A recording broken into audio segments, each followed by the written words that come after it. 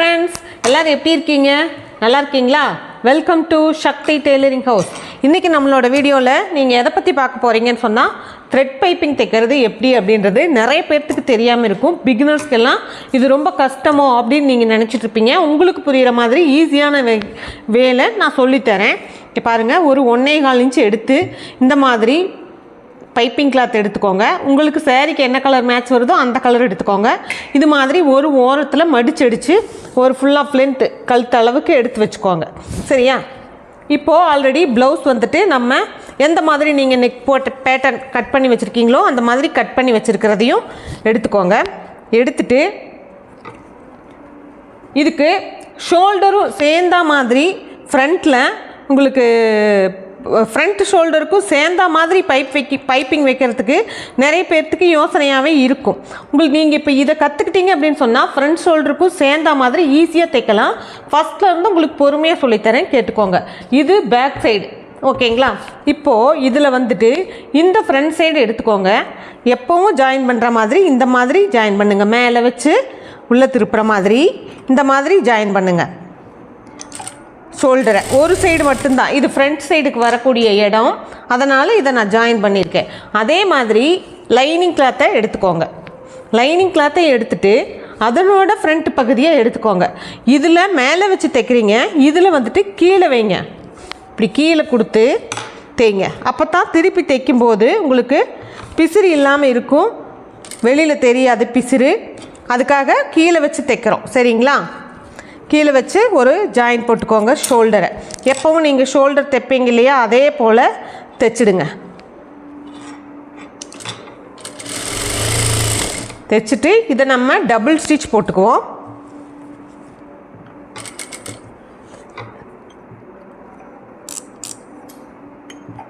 என்னாச்சு? நூல் வந்துட்டே இருக்குது. இதை நம்ம டபுள் ஸ்டிச் போட்டு தைச்சிடுவோம்.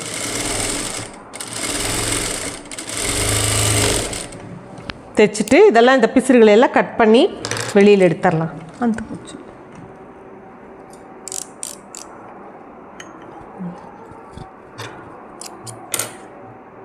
கட் பண்ணி எடுத்துருங்க. எடுத்துட்டு இப்போ பார்த்தீங்கன்னா நம்ம இதை ஓப்பன் பண்ணிக்கோங்க. ஃபஸ்ட்டு இந்த பகுதியை ஓப்பன் பண்ணிக்கோங்க.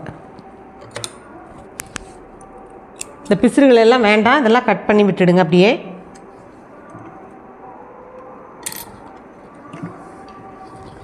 இதை எடுத்துக்கோங்க. எடுத்துட்டு இது சின்ன நெக்கு, சரிங்களா? அடுத்தது இந்த லைனிங் கிளாத்தையும் எடுத்துருங்க. எடுத்துட்டு இது மேலே இப்படி வச்சுக்கோங்க.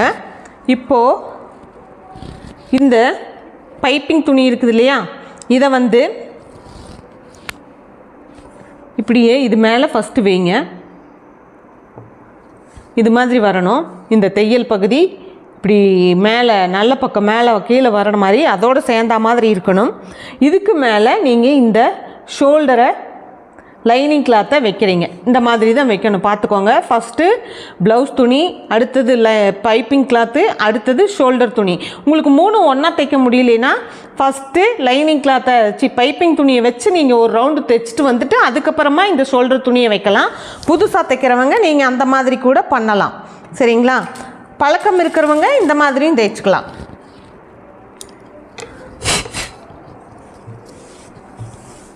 இப்படியே எடுத்து கொஞ்சம் கொஞ்சமாக லைனாக கரெக்டாக அந்த எஜ்ஜிலேயே வச்சு 1/4 இன்ச்சில் நம்ம கழுத்து பீஸ் தைக்கிறதுக்கு தைப்போம் இல்லைங்களா, அதே மாதிரி இழுத்து பிடிக்க வேண்டாம். இது மெயின். கழுத்து பீஸ் தைக்கும்போது எப்போவுமே இழுத்து பிடிச்சிட மட்டும் வைக்கிறாதீங்க, சுருக்காக வந்துடும். அப்படியே லைட்டாக விட்டு விட்டு விட்டு விட்டு இந்த லைனிங் கிளாத்தையும் மேலே வச்சு தேய்ங்க. புதுசாக தைக்கிறவங்களுக்கு நான் முன்னாடியே சொன்ன மாதிரி ஃபஸ்ட்டு பைப்பிங் கிளாத்தை வச்சு தைச்சி ஒரு தையல் போட்டுடுங்க. அதுக்கப்புறமா நீங்கள் லைனிங் கிளாத்தை மேலே வச்சு மறுபடியும் ஒரு தையல் போட்டுட்டு வாங்க. 2 தையல் போடுற மாதிரி இருக்கும். இருந்தாலும் உங்களுக்கு அது கொஞ்சம் ஈஸியாக இருக்கும் புதுசாக தைச்சி பழக்கிறவங்களுக்கு. 3ஐயும் சேர்ந்தா மாதிரி கொண்டுட்டு வர்றது கொஞ்சம் சிரமமாக இருந்துச்சு அப்படின்னு சொன்னால் அந்த மாதிரி பண்ணிக்கோங்க. சரிங்களா? அப்படியே லைட்டாக நம்ம வச்சு தைச்சிட்டே வரலாம். ஏன்னா த்ரெட் பைப்பிங்கிறது புதுசாக தைச்சி பழகிறவங்க எல்லாருமே ஒவ்வொருத்தரும் ஒவ்வொரு மாதிரி சொல்லி கொடுத்துருப்பாங்க. கஷ்டமாக இருக்குது உங்களுக்கு பார்க்குறதுக்கு.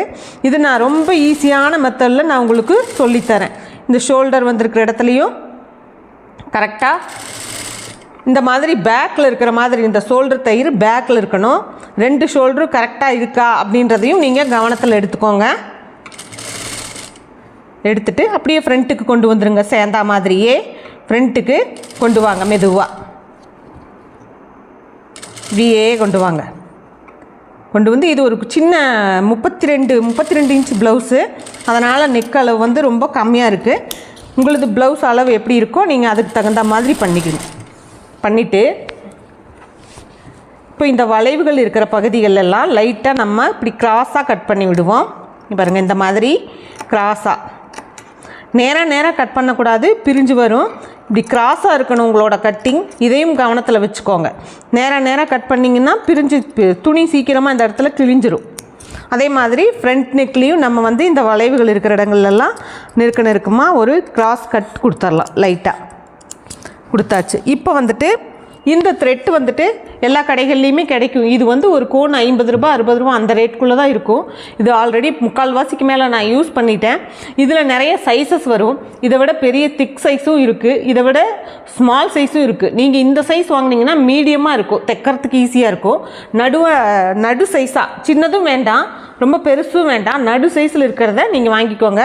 உங்களுக்கு வந்து தைக்கிறதுக்கு ஈஸியாக இருக்கும். இந்த சைஸு கடைகளில் அந்த சைஸை பார்த்து வாங்குங்க. இப்போ நாம் வெட்டிடலாம். வெட்டிட்டு இப்போ இந்த லைனிங் கிளாத்தை திருப்புங்க. திருப்பி வெறும் லைனிங் கிளாத்தை மட்டும்தான் திருப்பணும். திருப்பி நகத்தில் ஒரு கோடு போட்டாச்சு. உள்ளே திருப்பிட்டிங்கன்னா இப்போ பார்த்தீங்கன்னா இந்த துணி மட்டும்தான் வெளியில் இருக்குது. இதுக்குள்ளே இந்த பைப்பிங்கை வந்து இப்படி வைங்க. வெளியில் கொஞ்சம் தெரியட்டும். வச்சுட்டு இதை மடிங்க.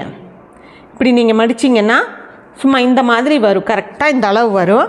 இதை வந்து அப்படியே நம்ம மிஷினில் வச்சு தைக்க ஆரம்பிக்கலாம். அப்படியே ஈவனாக கொடுத்துக்கிட்டே வரலாம். நம்ம ஒரே மாதிரி வரும் பைப்பிங்கு. நல்லா கொஞ்சம் டைட்டாக இருக்கிற மாதிரி அந்த துணியை பிடிச்சி கொடுத்தீங்கன்னா பைப்பிங் வந்து ரொம்ப நல்லா வரும். சரிங்களா? இந்த நூல் எடுத்துக்கோங்க, இதுக்குள்ளே கொடுங்க. இந்த துணியை இப்படி மடிங்க. நல்லா சுருக்கு இல்லாமல் இந்த மாதிரி பிடிச்சிக்கோங்க. இப்படியே இந்த தையல் வந்து கரெக்டாக இந்த இதுக்குள்ளேயே விழணும். சரிங்களா? இந்த ஓரத்துக்குள்ளேயே இதுக்குள்ளேயே விழணும். அப்படி விழுந்துச்சுன்னா இந்த பைப்பிங் வந்து உங்களுக்கு அழகான ஒரு ஃபினிஷிங் வரும். சரிங்களா? பார்த்துக்கோங்க, தையல் எங்கே விழுது அப்படின்றத கவனமாக பார்த்துக்கோங்க. கரெக்டாக நானே உங்களுக்கு கொஞ்சம் கொஞ்சமாக பிடிச்சி தான் தைச்சி காமிக்கிறேன். லைட்டாக தைச்சிக்கிட்டே வாங்க. அப்படியே இந்த துணி உள்ளே விட்டுடுங்க. லைனிங் கிளாத்தை, இந்த பைப்பிங் கிளாத்தை மட்டும் மேலே எடுத்து இப்படி கொஞ்சமாக பிடிச்சி கரெக்டான இது ஒரே ஈவனாக இருக்கணும் பைப்பிங். அப்போ தான் பார்க்குறதுக்கு நல்லாயிருக்கும். ஒரு இடத்துல மொத்தமாக இருக்கிற மாதிரியும் இன்னொரு இடத்துல சன்னமாக இருக்கிற மாதிரியும் மடிக்க வேண்டாம். நீங்கள் கரெக்டாக ஒரே ஈவனாக கொண்டு வாங்க. அப்படி பார்க்கும்போது தான் ப்ளவுஸினோட ஃபினிஷிங் வந்து உங்களுக்கு ரொம்ப நல்லாயிருக்கும். இப்போ இதில் உங்களுக்கு ஏதாவது டவுட் இருந்ததுன்னா கூட எனக்கு கமெண்ட்ஸில் நீங்கள் தாராளமாக கேட்கலாம். நான் சொல்லித்தரத்துக்கு ரெடியாக இருக்கேன். நம்மளோட சேனலில் நான் வந்துட்டு தனிப்பட்ட முறையில் வாட்ஸ்அப்பில் உங்களுக்கு கிளாஸஸ் எடுக்கவும் ரெடியாக இருக்கேன். தேவைப்படுறவங்க, விருப்பம் இருக்கிறவங்க நம்பர் இருக்குது, டிஸ்கிரிப்ஷனில் இருக்குது. கம்யூனிட்டி போஸ்ட்லேயும் நான் போட்டிருக்கேன், நம்பர் போட்டிருக்கேன். ஒரு 4-5 நாள் முன்னாடி போட்டிருக்கேன். நியூ இயர்க்கு முந்தின நாளோ அடுத்த நாளோ கூட போட்டிருப்பேன்னு நினைக்கிறேன். பாருங்கள், நம்பர் அதில் இருக்கும். தேவைப்படுறவங்க என்கிட்ட கால் பண்ணுங்கள். வாட்ஸ்அப்பில் கான்டாக்ட் பண்ணிங்கன்னா உங்களுக்கு நான் சொல்லித்தரத்துக்கு ரெடியாக இருக்கேன். சரிங்களா? இந்த மாதிரி அப்படியே போட்டுகிட்டே வரலாம். நம்ம போட்டுகிட்டே வரும்போது இதில் எக்ஸ்ட்ரா துணி இருக்கும். இது என்ன பண்ணுறது அப்படின்றது நிறைய பேர்த்துக்கு டவுட் இருக்கும். உங்களுக்கு அதையும் நான் இப்போ கிளியர் பண்ணுறேன், பார்த்துக்கோங்க. இப்போ நம்ம இதை முடிச்சாச்சு. இதை முடிச்சுட்டு தான் நம்ம இனி இதில் கொக்கி வைக்க போகிறதுனால இந்த பகுதியில் வந்து ஓரத்தில் மடக்கி கொடுக்கணுமா அப்படின்றதெல்லாம் இல்லை. இந்த ஓரத்தில் பார்த்திங்கன்னா இந்த மாதிரி கொஞ்சம் வச்சுக்கோங்க. இதுக்கப்புறம் தான் நம்ம வந்து கொக்கி பீஸ் கொடுக்க போகிறோம். அதனால் இது கவர் ஆகிடும். இப்போது இங்கே இந்த துணி வந்து எக்ஸ்ட்ராவாக இருக்குது இல்லையா? இந்த துணி இப்படி எக்ஸ்ட்ராவாக இருக்குது. இதுக்கு என்ன பண்ணலாம் அப்படின்னு கேட்டால், இது இப்படியே ஒரு லைன் ஹெம்மிங் கொடுக்குறவங்களும் கொடுத்துர்லாம். இல்லை இது மேலேயே நாங்கள் டபுள் ஸ்டிச் கூட போட்டுக்கலாம் அப்படின்னு சொல்கிறவங்களுக்கு டபுள் ஸ்டிச் போட்டு கொடுத்துர்லாம். அவ்வளோதான். சரிங்களா? ஆனால் அது இல்லாமல் இருந்துச்சு, அந்த தையல் இல்லாமல் இருந்துச்சுன்னா சம்டைம்ஸ் அந்த துணி வெளியில் வரத்துக்கு வாய்ப்பு இருக்குது. கரெக்டான அளவில் இப்போ பாருங்கள், பைப்பிங் எவ்வளோ நீட்டாக ஒரே ஈவனாக அழகான ஒரு இதில் நம்ம நல்லா அயன் பண்ணிட்டோன்னு சொன்னால் இன்னும் நல்லா நீட்டாக இருக்கும். சின்ன ப்ளவுஸாக இருந்தாலும் அப்படியே ஃப்ரண்ட்டுக்கும் சேர்ந்தா மாதிரி இப்படியே கொண்டு வந்துட்டோம் பார்த்தீங்களா. இப்போ இந்த ஷோல்டர் எப்படி ஜாயின் பண்ணணும், இப்படி பைப்பிங் தைச்சா இந்த ஷோல்டரை எப்படி ஜாயின் பண்ணணும் அப்படின்னா, இப்போ இது வந்துட்டு இது மாதிரி இருக்குது இல்லையா, இந்த ஷோல்டரை கரெக்டாக வச்சுக்கோங்க. வச்சுட்டு இதில் இந்த மேலே இருக்கிற துணியை இப்படி வைங்க. இந்த லைனிங் கிளாத்தை கீழே வைங்க. கீழே வச்சு வழக்கமாக ஷோல்டர் தைக்கிற மாதிரி வச்சுக்கோங்க. வச்சுட்டு இங்கே வந்து ஒரு 1/4 இன்ச் விட்டுக்கோங்க. இந்த இடத்துல 1/4 இன்ச் இருக்கணும், கவனம் இருக்கட்டும். இந்த இடத்துல 1/4 இன்ச் விட்டு இதை இப்படி மேலே வச்சு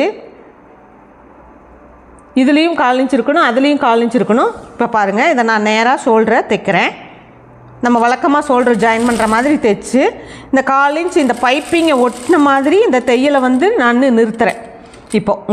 இப்போ நான் அந்த தையலை பைப்பிங்கை ஒட்டின மாதிரி நிறுத்திட்டு இந்த பேக் துணியை கொஞ்சம் இப்படி தள்ளி விட்டு இதை மட்டும் இப்படியே ஸ்டிச் பண்ணுறோம்.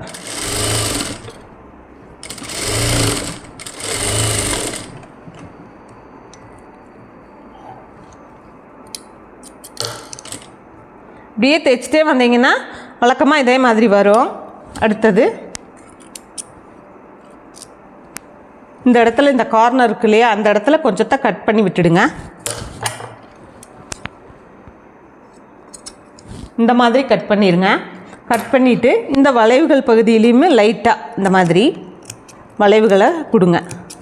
கொடுத்துட்டு இப்படி எடுத்து இப்படி திருப்பினீங்கன்னு சொன்னால் இந்த மாதிரி வரும். இந்த மாதிரி வரும். இது மேலே ஒரு படிமான தையல் போடலாம். இப்போ நம்ம இதை ஃபினிஷ் பண்ணிவிட்டு எப்படி இருக்குது அப்படின்றத நான் உங்களுக்கு காமிக்கிறேன். பின்னாடி ஷோல்டர் பகுதியெல்லாம் எப்படி இருக்குது அப்படின்றத காமிக்கிறேன். பாருங்கள், பிகினர்ஸும் ரொம்ப ஈஸியாக இந்த வீடியோவை கொஞ்சம் நிறுத்தி நிதானமாக பொறுமையாக பார்த்தீங்கன்னு சொன்னால் உங்களுக்கும் ரொம்ப நல்லாவே புரிகிற மாதிரி இருக்கும். இது ஈஸியாக கற்றுக்கிற மாதிரியும் இருக்கும், ஈஸியாக தைக்கிற மெத்தடும் கூட. இப்போ பாருங்கள், இப்போ இந்த ஷோல்டர் வந்து ஃபுல்லாக கவர் ஆகி பிசுறு இல்லாமல் அழகாக ஃபினிஷிங் வந்திருக்கு. இந்த பக்கம் ஷோல்டர்லேயும் அதே மாதிரி ஃபினிஷிங் வந்திருக்கு, இந்த பக்கம் ஷோல்டர்லேயும் ஃபினிஷிங் வந்திருக்கு, ஃப்ரண்ட்டுக்கு பைப்பிங் வந்திருக்கு. சரியா ஃப்ரெண்ட்ஸ்? எப்படி நல்லா இருந்துச்சா இந்த வீடியோ? பிடிச்சவங்க லைக் பண்ணி கமெண்ட் பண்ணுங்கள். சேனலை சப்ஸ்கிரைப் பண்ணாதவங்க சப்ஸ்கிரைப் பண்ணிக்கோங்க. Okay, thank you.